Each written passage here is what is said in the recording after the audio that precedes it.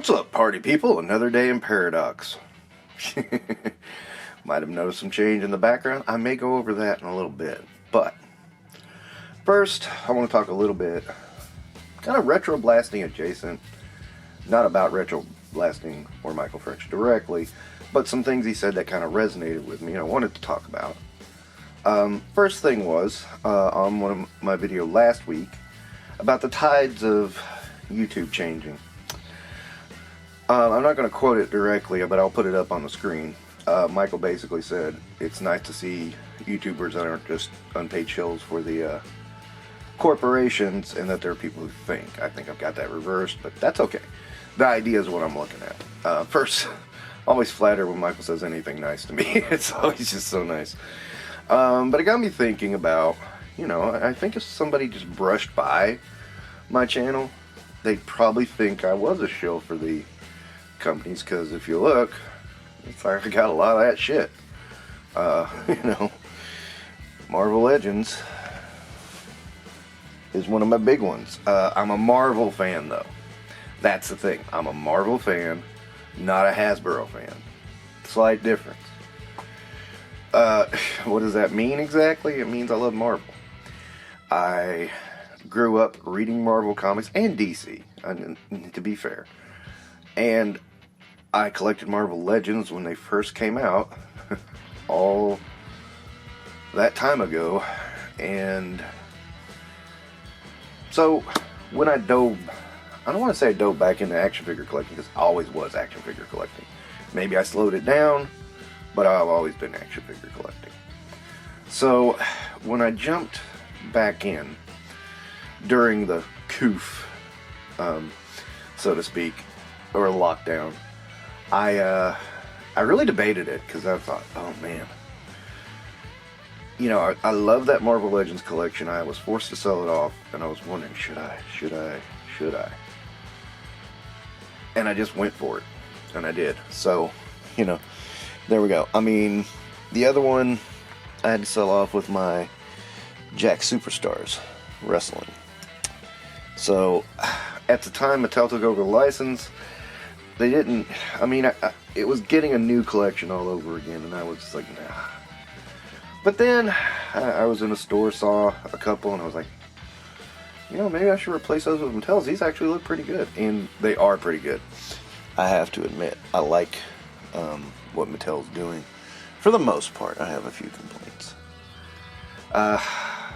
Again, it's like the snowball effect once you start, because then you run into, let me get the big companies out of the way, Origins and Masterverse. I started grabbing these cartoon collection Origins because I love that cartoon. I missed out on Origins originally when they first came out. And in some ways I'm glad I did, because going back, a lot of your ancillary characters are not that expensive. I think the hardest one for me to get was the re-release Orko in the background there. And it wasn't that hard. But, besides that, again, it's not been a terrible thing. I'm getting most of the mains of the cartoon collection, but I'm not getting everything in the cartoon collection. So, web store I can pass on. But why am I even bringing this all up? Well, that was the other thing Michael said in a video that was a much more serious issue. Was he was talking about, he's the guy that won't wrap you up in nostalgia. And that's a good point.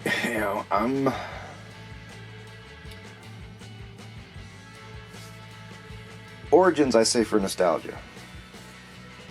That's definite. Wrestling, I say, I do kind of want to rebuild that collection.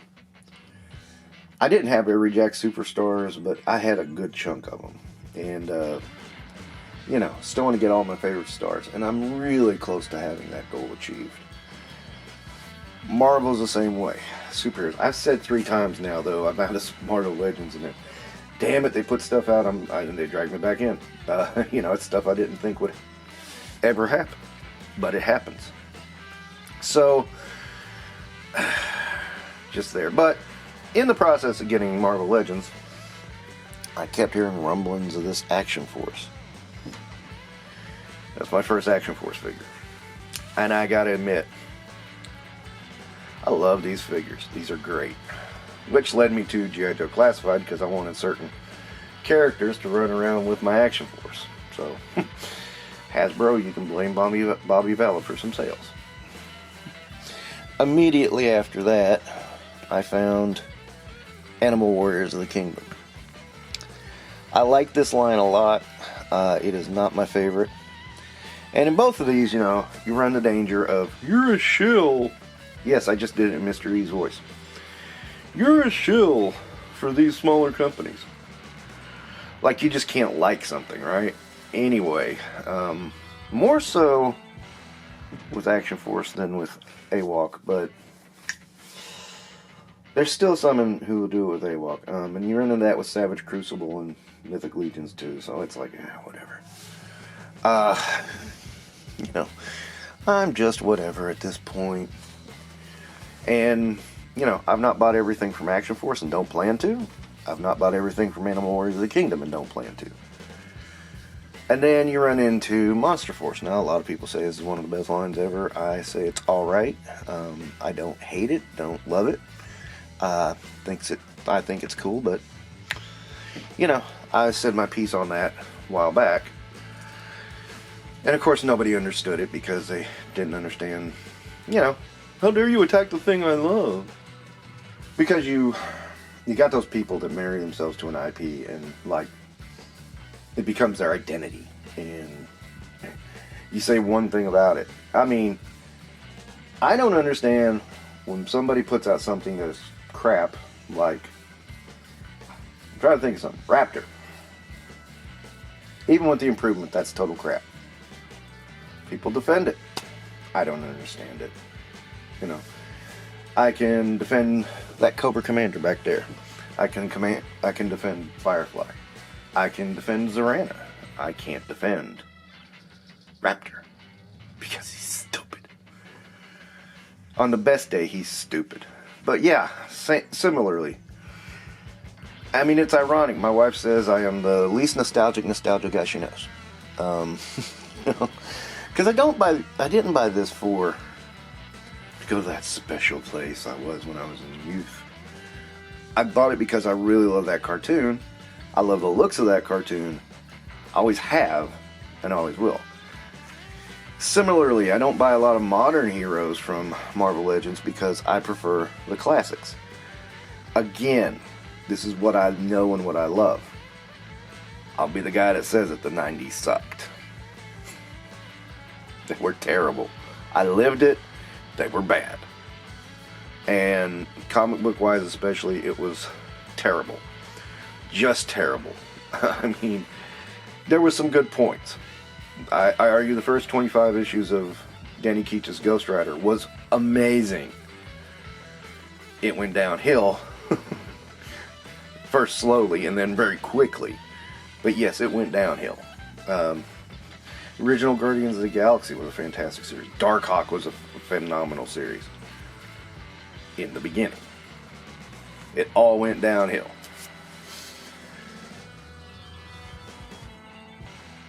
Now, of course, I'm talking about early 90s.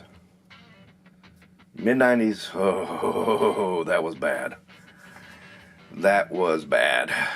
People running away from Marvel for a reason at that point. So, I don't get too nostalgic for the 90s. I mean, you're going to see some 90s stuff around here. I mean, NWO. There you go. Can you see the Iron Man? Yeah. You see that Iron Man was pretty much going into the 90s. You know, you got the Heroes Reborn one. And then he comes back, and I do have the AI version. So it's like, yeah. There is some 90s-ish stuff in here. Not a lot. Because it's not that I grew out of it. And at the time, I thought that's what was going on. I was like, no, this shit sucks. Read the last 5 issues of Guardians of the Galaxy versus the first 5 issues. There's a change in quality. And there was this time where things started going downhill. WCW went downhill. Marvel went downhill. Image went downhill fast. I don't even think it started uphill. They sold well.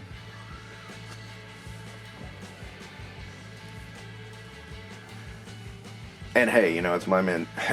I've maintained those guys are still living off of that rep that they've made up.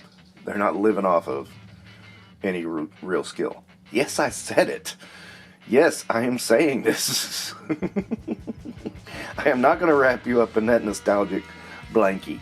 I'm going to tell you Jim Lee, Todd McFarlane, and Rob Liefeld suck. Okay? But Jim Lee does pretty pictures. Yeah, okay. It doesn't mean you can run a company. Just saying. And because he's running a company, all these other guys have jobs. I've said that before. It's a semi-controversial opinion because people go, oh, how could you? And I go, easily. But at the same time, you know, so I guess my point is, no, I'm not going to give you that little nostalgic blankie.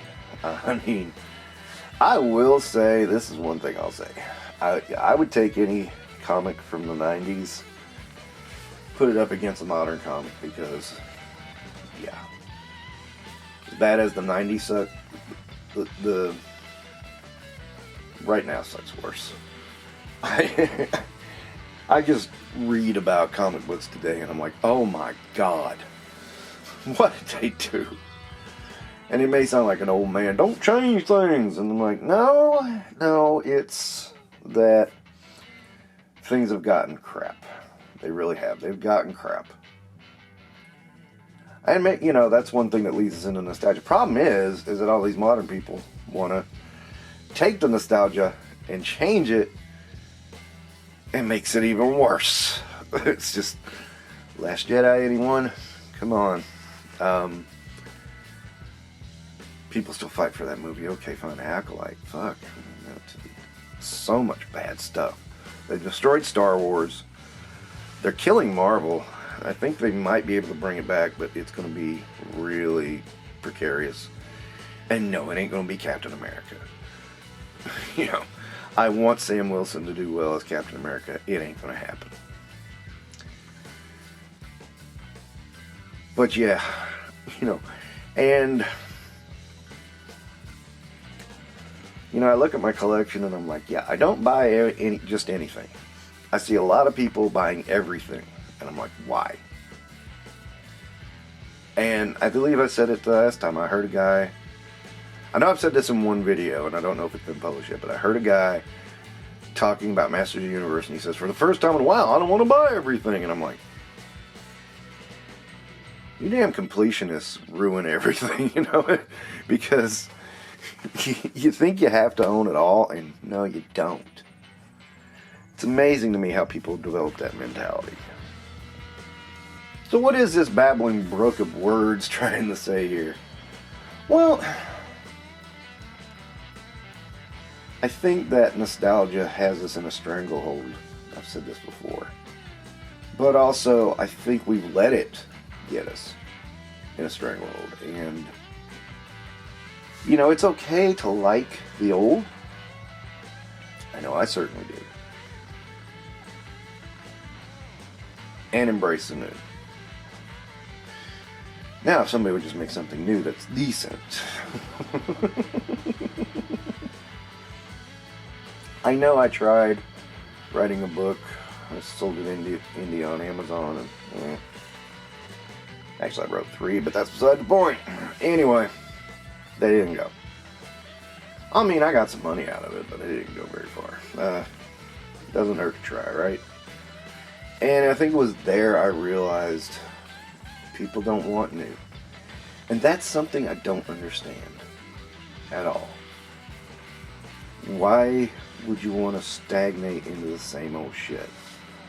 He says as he looks at his shelf and sees all the old shit. Yeah, it's done up brand new and polished, but it's still the old shit. So, am I guilty of what I preach? Yeah, a little bit. Is that hypocritical? No, I don't think so. I like Marvel. I like DC. I like certain eras of Marvel and DC.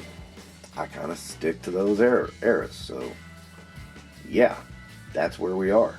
I mean, nothing wrong with that.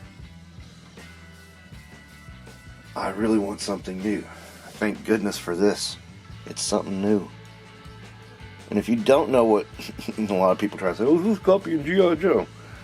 In that it's a military line? Okay. I mean, I give you that. It's a military line. But the story is completely different. It is, and if you don't know the story, then you need to just shut the hell up. You know, AWOC is something new. And again, there's a story here, and I like it. There's a story here with Monster Force. It's decent. It's not the best. And it's only scratching the surface. So, you know, there's not been enough in there, and I don't know if they're ever going to go very far with it. It just kind of sounds like an introductory story, and that's it. So I don't know. Again, there's questions, and you know, again, there are people who say, you know, yeah, I open my toy up and look at it and put it on the shelf and never touch it again. I'm like, bullshit. Bullshit on that. Here they are, I'm touching them. You know, I like having the toys down and thinking up ideas with them and trying to come up with something, make something creative. I mean, you know, even if it's one of those dumb reaction videos I've been doing lately and it falls flat on its face, at least I'm doing something. At least there's something going on. You know, it isn't just like, ooh, trophy, ooh, trophy, ooh, trophy. I'm trying to explain to the uninitiated that there's different types of play. There is, you know, and so many adults are so afraid of that word play, and it's like the fundamental of our existence. Now, it goes in different ways. Oh shit, what's the name of the channel? Is it G.I. Joe Berg or something? Oh man. I feel stupid if I will look it up, and if I got the name wrong, I will put it right here somewhere. But go watch that. He does all kinds of videos with his toys, and you know what? It's fun, and you know what? That's playing, guys. I hate to break it to you. Yes, making up scenarios, making up adventures in your head, that counts as playing. So, yeah, you can play with your toys. It's fine. I shouldn't have to tell you that. But I also think it's very ironic. Oh, and that's what I was going to get to, was on one of Michael's Legos, one of his Lego videos, there was this comment from a guy who, I'm not sure what the lore is on this one, but apparently he had a little joke skit where knights that were not opposed to each other were opposed to each other, and it's kind of coming in and like, how dare you have Macho Man fight He-Man for the world title or something. I mean, this would be the equivalent of it, okay? I'm trying to put it in thoughts that seem easy to understand. And, you know, Michael's like, hey, man, it's a joke. First thing. And I'm sitting here like, it is so ironic that the group of people who are devoted to the youthful ideals, let's face it, this is youthful stuff, this is kid stuff. It's fine. It's just saying that it's kid stuff is not bad. This is kid stuff, and here we are devoted to that, and yet we lack the simple ideals of laughter. Laughter really makes us young. It honestly does. I love laughing. My wife makes me laugh all the damn time. My wife is the best stoic face in the world because she'll sit there and look at me like it wasn't funny 15 years ago, not funny now. Which is kind of bullshit because we've not been together that long, but my grandmother used to say that to my grandfather all the time, and it was pretty funny. But every now and again, I get her, and she starts laughing. But, you know, she tries to pretend she doesn't think. She tries to sit there and like, you're not making me laugh, you're not making me laugh. And then I get her on one, and she's like, ah, shit, you got me. And that's kind of fun, too. So, you know. But I don't understand why you would do that. My relatives always said this was ironic as hell.